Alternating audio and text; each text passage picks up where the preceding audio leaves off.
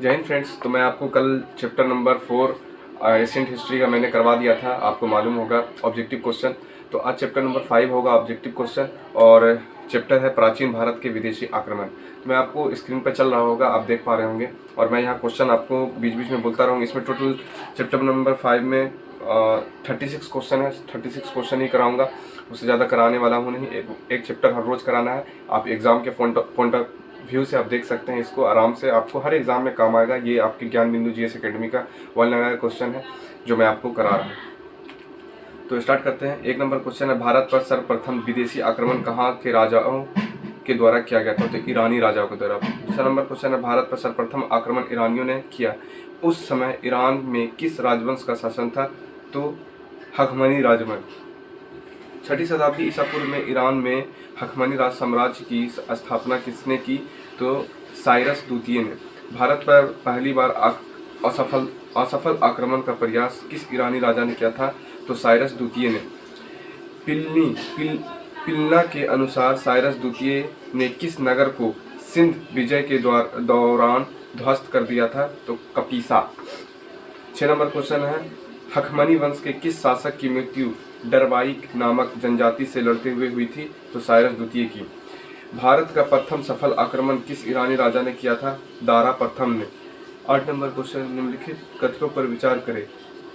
अरब और मकरान तट पर पता स्काइलैक्स ने लगाया था। दूसरा है, दारा प्रथम ने 516 ईस्वी पूर्व सर्वप्रथम गंधार को जीतकर फारसी साम्राज्य में मिला दिया था। नंबर 3 है, भारत का पश्चिमोत्तर भाग दारा के साम्राज्य का 20वां प्रांत था। चौथा नंबर है कि दारा प्रथम सर्वप्रथम सिंधु नदी के तटवर्ती क्षेत्र को भारतीय भूभागों के रूप में अधिकृत किया। ये सब बिल्कुल सही बात है। दारा प्रथम के उस सेनापति का नाम क्या था जिसने अरब और मकरान तटों पर पता लगाया था? द स्काइलैक्स। ये 10 नंबर क्वेश्चन है, दारा प्रथम किस अभिलेख से यह पता चलता है कि उसी ने सर्वप्रथम सिंधु नदी के तटवर्ती क्षेत्र को भारतीय भूभागों के रूप में अधिकृत किया था? तो आपने बेहिस्तुनी, पार्सिपोलिस और नकले रुस्तम।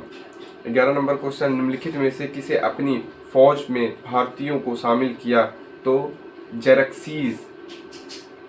हखमनी वंश का अंतिम सम्राट कौन था? दारा तृतीय।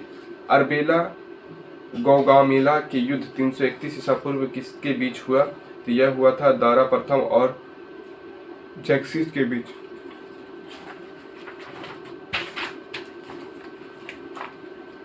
14 नंबर क्वेश्चन है, भारतीय क्षेत्र में ईरानियों के आक्रमण करने का प्रथम उद्देश्य किसने था?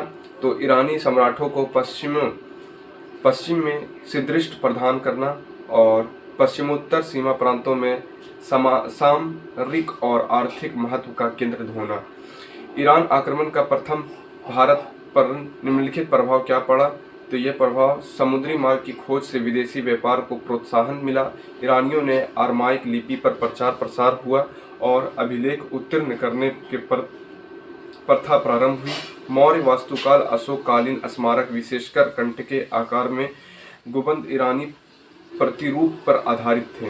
भारत पर पहला यूरोपीय आक्रमण किसने किया था? यूनानियों ने किया था। सिकंदर का पिता कौन है? तो मकदूनिया के राजा फिलिप द्वितीय। सिकंदर के संदर्भ में कौन सा कथन सही है? तो सिकंदर 326 ईसा पूर्व भारत पर आक्रमण किया था। सिकंदर के पिता फिलिप द्वितीय मकदूनिया का शासक था। सिकंदर का गुरु अरस्तु था। खैबर दर्रा किस पर्वत में स्थित है?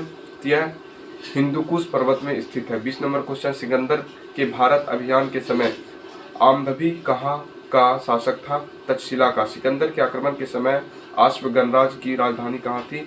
मस्कग। किस गणराज्य के रूस सैनिक के मारे जाने के पश्चात वहां की स्त्रियों ने शस्त्र धारण किया था? तो अश्वक। हाइडस्पीच झेलम वितस्ता का युद्ध किनके बीच लड़ा गया था? सिकंदर और पोरस के बीच। हाइडस्पीच का ये क्वेश्चन पूछता है और इसमें वीवीआई का टैग लगा हुआ है, तो आप इसको याद रखेंगे। सिकंदर कितने महीने तक भारत में रहा था? तो 19 महीने तक। सिकंदर की सेना ने किस नदी को पार करने से इनकार कर दिया था? व्यास। सिकंदर के संदर्भ में कौन सा कथन सही है? तो 1 नंबर, सिकंदर विजय प्रदेशों को अपने सेनापति फिलिप को सौंपकर स्थल मार्ग द्वारा 325 ईसा पूर्व में भारत से लौट गया। उसके बाद सिकंदर की मृत्यु 323 ईसा पूर्व बेबीलोन में हुई थी और बेबीलोन ईरान में है।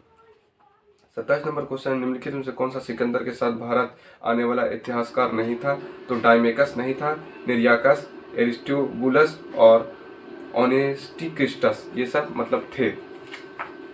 वीवीआई क्वेश्चन 28 नंबर, भारत में सिकंदर की सफलता किन कारणों से हुई? तो ये उस समय भारत में केंद्रीय सत्ता का अभाव था, सिकंदर की सेना में तेज तर्रार घोड़े की बहुलता होना था और अम्बवी जैसे देशद्रोहियों का सहयोग भी सफलता का एक बड़ा कारण है।